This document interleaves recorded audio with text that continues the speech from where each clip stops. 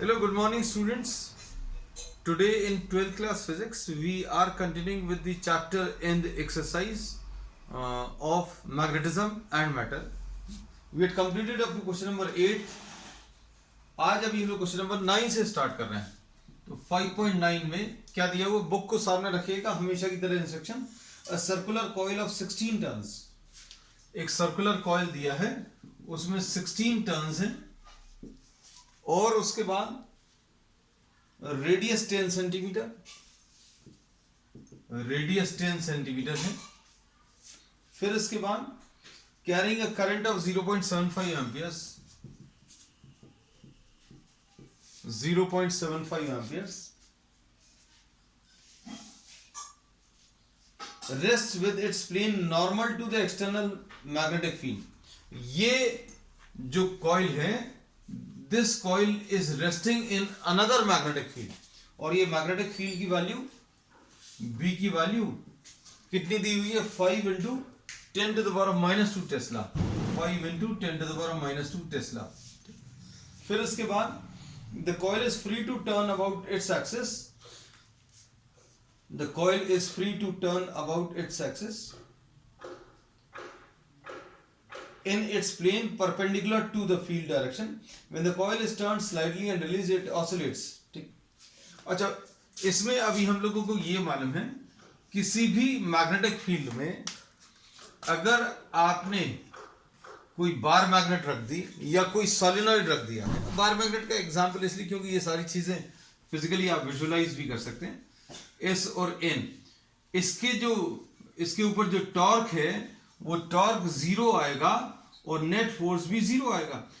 लेकिन इसको अगर आप इस पोजीशन से डिस्टर्ब कर दें तो क्या होगा? If you disturb this in anti clockwise direction, then a clockwise torque acts on it. If you are disturbing this slightly, अगर आपने इसको डिस्टर्ब कर दिया एंटी क्लॉकवाइज डायरेक्शन में, तो इसके ऊपर क्लॉकवाइज डायरेक्शन में एक टॉर्क लगेगा.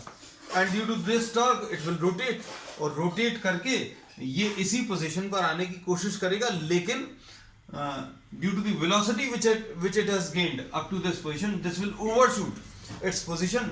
ये इस पोजीशन पर रुकेगा नहीं, आगे चला जाएगा और आगे जाकर ये ऐसा कुछ रोटेट करेगा. अब उसके बाद क्या होगा? जैसे ये इस पोजीशन की तरफ आएगा तो एक एंटी क्लॉकवाइज डायरेक्शन में टॉर्क लगेगा. इसकी वजह से वेलोसिटी कम होती जाएगी और एक पोजीशन पर आकर ये रेस्ट पर आ जाएगा. फिर से ये वापस एंटी क्लॉकवाइज डायरेक्शन में torque, and this oscillation will continue. तो इसमें बस ये चीज मेन कॉन्सेप्ट है कि व्हेनेवर अ बार मैग्नेट और a current carrying coil is placed in a uniform magnetic field in equilibrium position में रखा हुआ, तो then nothing will happen. If it is disturbed, then what will happen? It will start performing oscillations. And oscillations perform करने में t की value 2 pi under root of I upon m into B. This is the formula for time period of oscillation. अब इसमें time period तो नहीं दिया, क्या चीज दी हुई है वो प्रॉब्लम में देखो.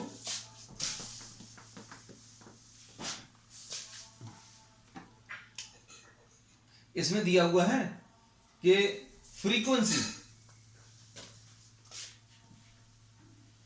Frequency is 1 upon t. This is given 2 पर सेकेंड.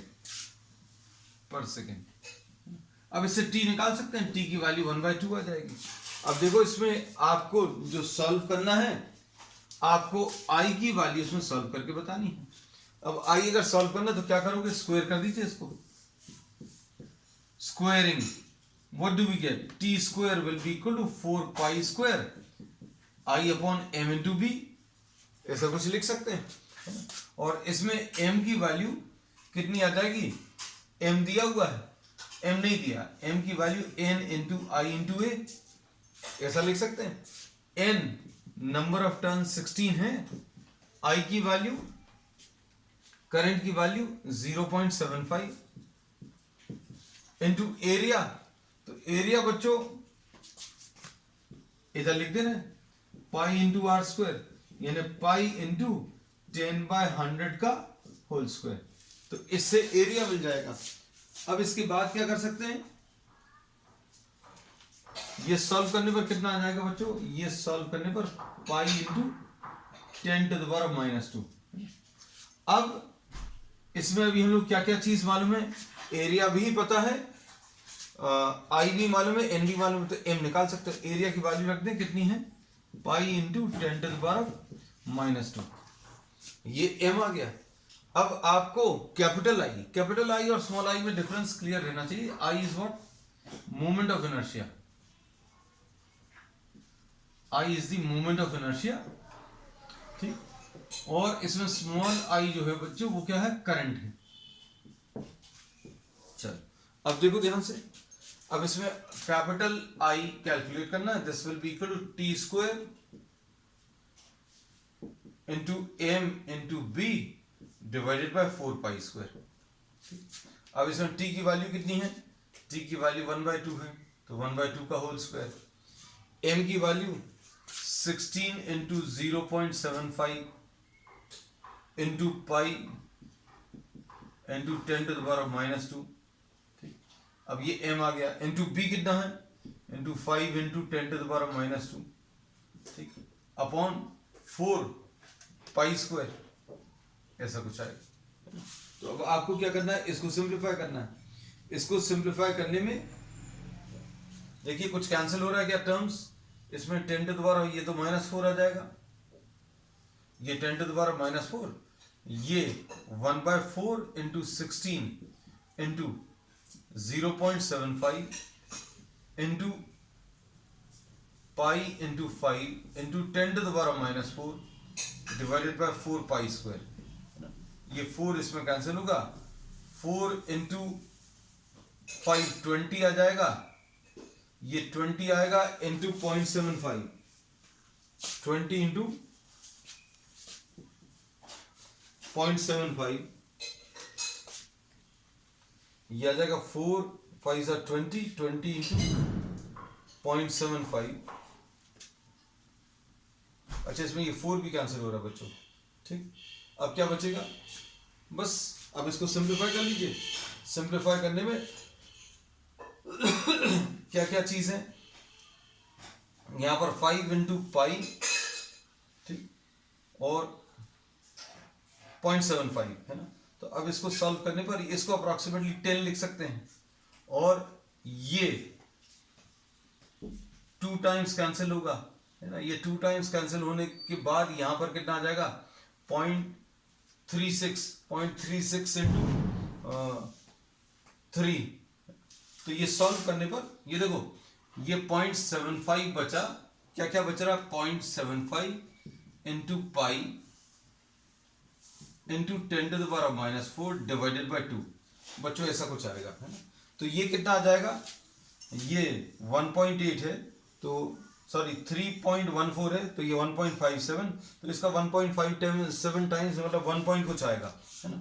तो ये सॉल्व करने पर here you get 1.2 into 10 to the power -4 kg meter square. This is the unit of what, moment of inertia. So this is what this finishes question number 5.9. अब देखो next question. A magnetic needle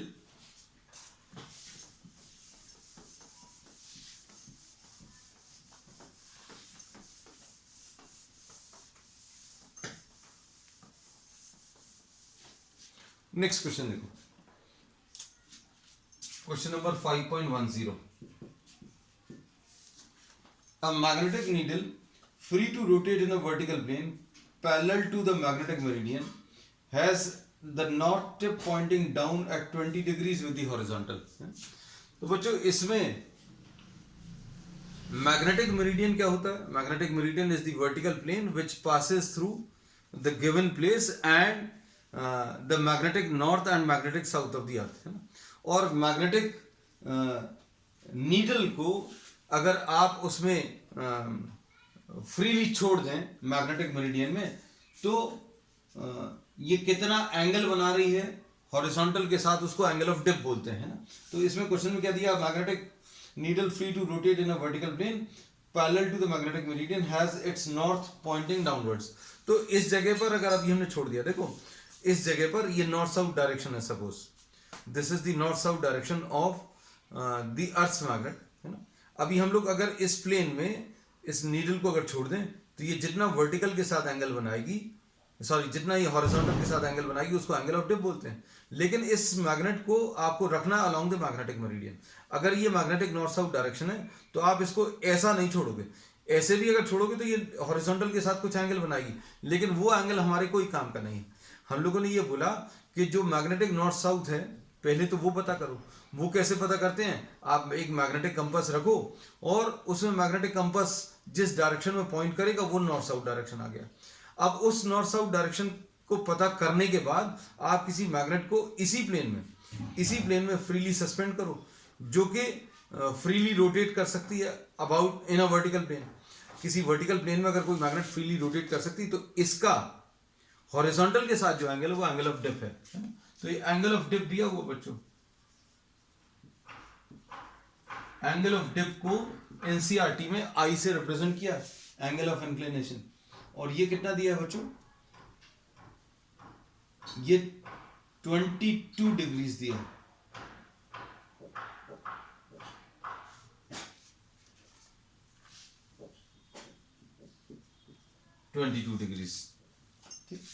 फिर उसके बाद the horizontal component of earth magnetic field at that place, H या B H की value दी हुई है और ये कितनी दी है बच्चों, 0.35 गॉस दिया है। और इसको अभी हम लोग कैसे लिख सकते हैं, 0.35 इंटू 10⁻⁻⁴ टेस्ला। अब इसके बाद determine the magnitude of earth magnetic field at that place. बस सिंपल है बच्चों, ये तो क्वेश्चन बहुत ही सिंपल है।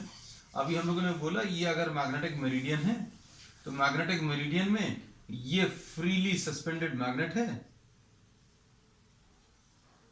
इसका ये डायरेक्शन अर्थ की मैग्नेटिक फील्ड का डायरेक्शन होता है जिसको बी से रिप्रेजेंट करते हैं, और इसका हॉरिजॉन्टल के साथ जो एंगल होता है इसको अभी हम लोग एंगल ऑफ डिप बोलते हैं, और एंगल ऑफ डिप को आई से रिप्रेजेंट करते हैं, आई से रिप्रेजेंट कर दिया।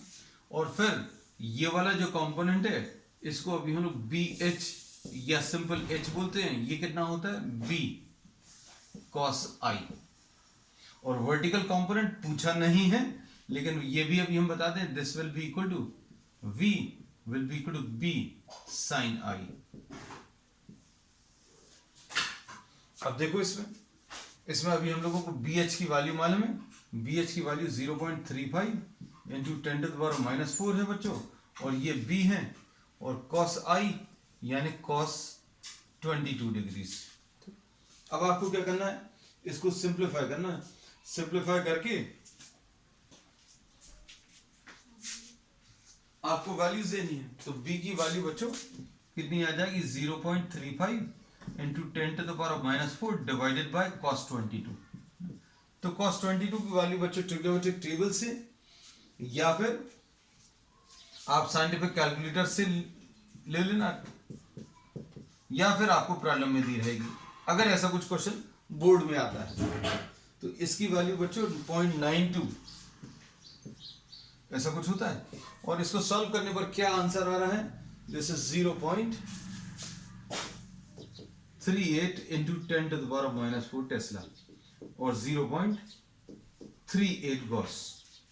ठीक, चलो नेक्स्ट क्वेश्चन देखो।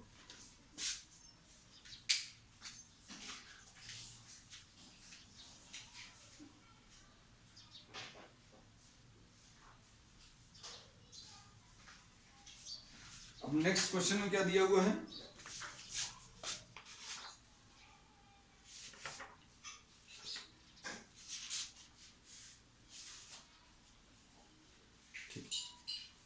at a certain location in Africa a compass points 12 degree west of geographic north। अब ये सारे टर्म्स बच्चों एक अच्छे से अभी हम आपको एक्सप्लेन कर चुके हैं, हम एक बार फिर से भी अभी आपको बता देंगे। At a certain location in Africa, a compass points 12 degree west of geographic north। अब इसमें देखो, अभी हम लोगों ने ये बोला कि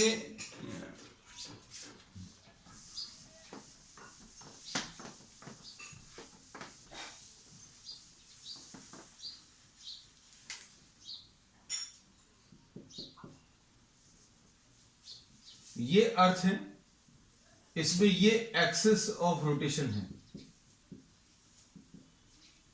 और इसमें किसी भी अर्थ में किसी भी जगह पर at any location of the earth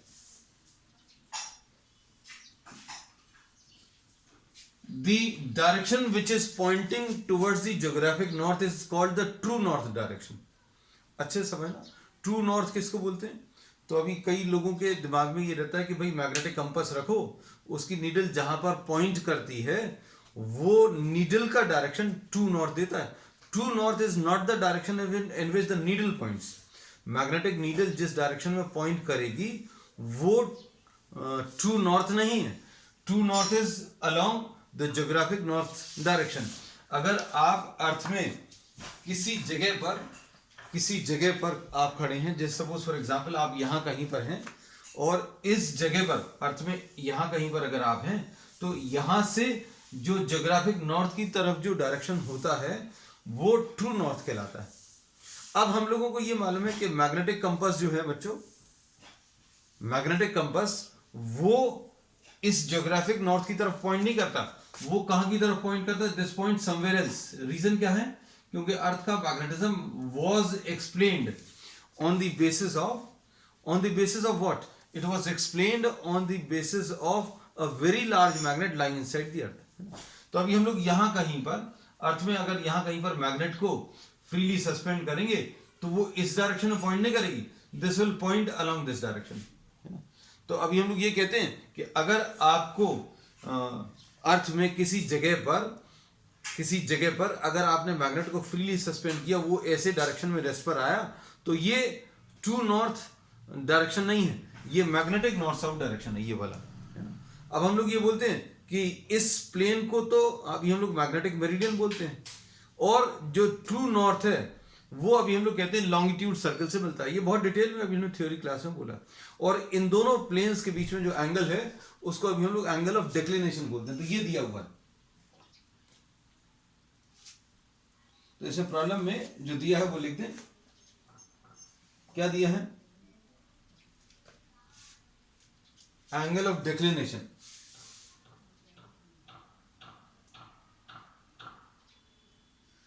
At a certain location in Africa, a compass points 12 degree west of geographic north. ठीक.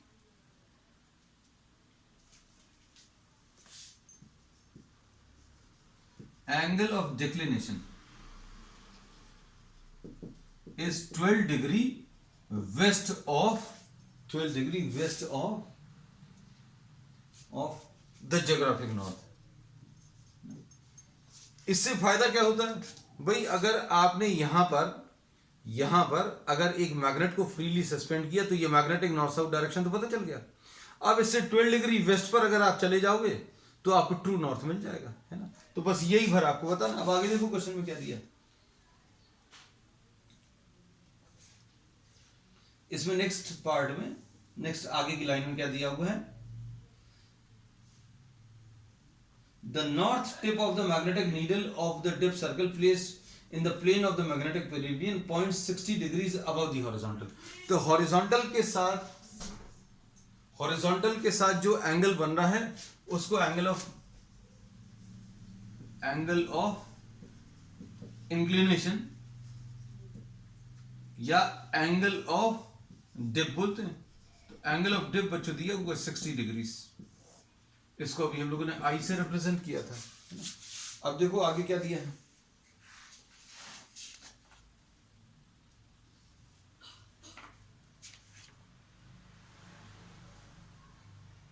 The horizontal component of earth magnetic field. Question बिल्कुल वैसे ही है. Horizontal component of earth magnetic field ये दिया हुआ बच्चों कितना? 0.16 Gauss.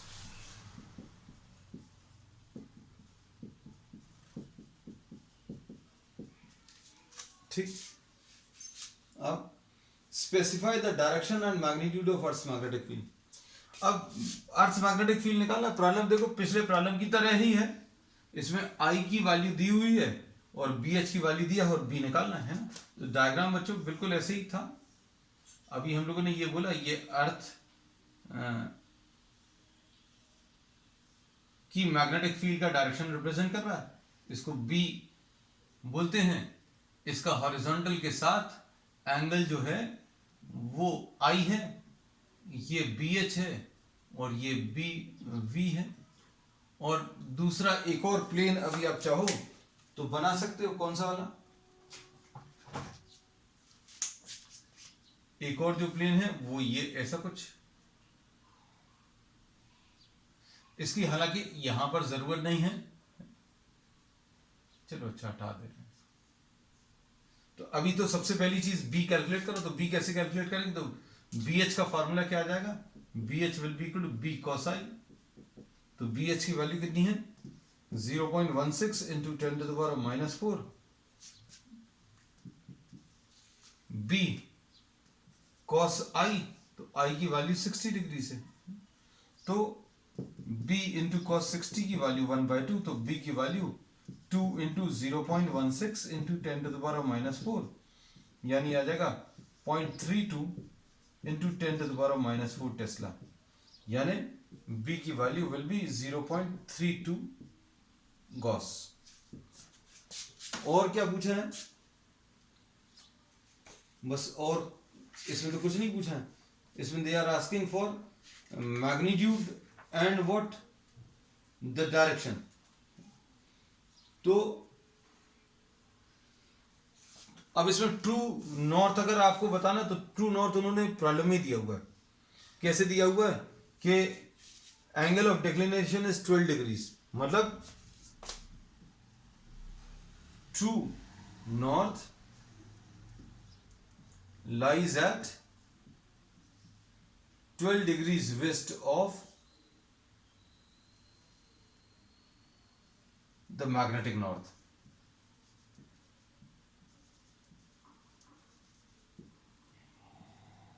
South, ठीक।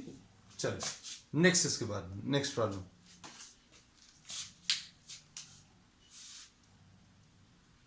A short bar magnet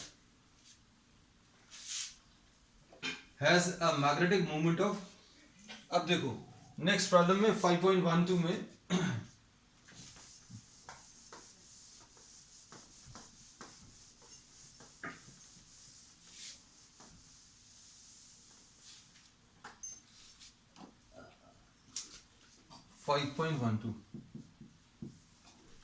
इसमें क्या दिया हुआ है,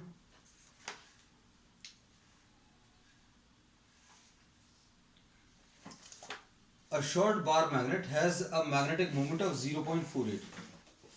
तो बच्चों मैग्नेटिक मोमेंट दिया हुआ है इसमें, मैग्नेटिक मोमेंट कितना दिया है 0.48 जूल्स पर टेस्ला, ठीक। अब इसके बाद give the direction and magnitude of magnetic field produced by magnet at a distance of 10 centimetre from the centre of the magnet on the axis and on the equatorial position. तो बच्चों अब ये तो सीधा फॉर्मूला बेस्ड प्रॉब्लम है। Magnetic field, ये बच्चों bar magnet है और बार मैग्नेट में यहां कहीं पर ये पॉइंट परपेंडिकुलर बाइसेक्टर पर जो पॉइंट है, इसको अभी हम लोग इक्वेटोरियल पोजीशन बोलते हैं। और मैग्नेटिक फील्ड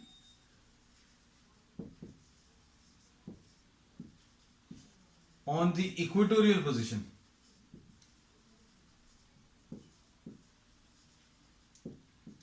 BP, ये कितना आ जाएगा, this will be equal to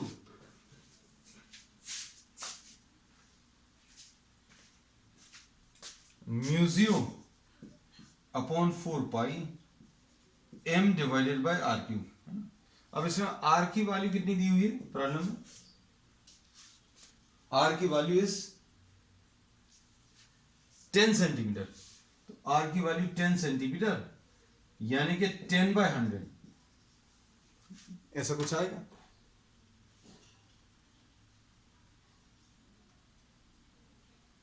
अब इसमें देखो वैल्यूज जो जो दी हुई हैं, म्यू 0 अपॉन 4 पाई की value 10 to the power minus 7 है। m कितना है 0.48 और r की वैल्यू कितनी है बच्चों, r की वैल्यू 10/100 का होल क्यूब। अब आप इसको सिंप्लीफाई कर लो। अब इसमें ये 10 क्यूब ऊपर मल्टीप्लाई होगा 10 to the power minus 7 into 0.48 into 10 cube. तो magnetic field at point P की वैल्यू क्या आ जाएगी,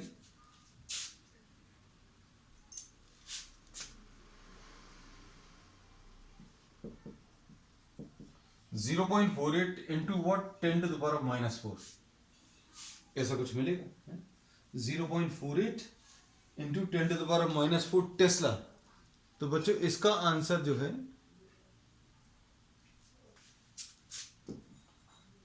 टेस्ला में आया और इसको 0.48 into 10 to the power minus 4 हटाकर आप गॉस लिख सकते हैं। अब इसके बाद नेक्स्ट पोजीशन इसमें इन्होंने क्या पूछी है, एक्सियल पोजीशन।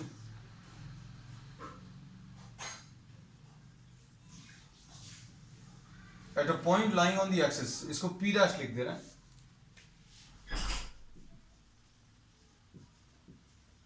एक्सियल पोजीशन, तो axial position of the magnet के लिए फॉर्मूला क्या होता है, this we have already discussed.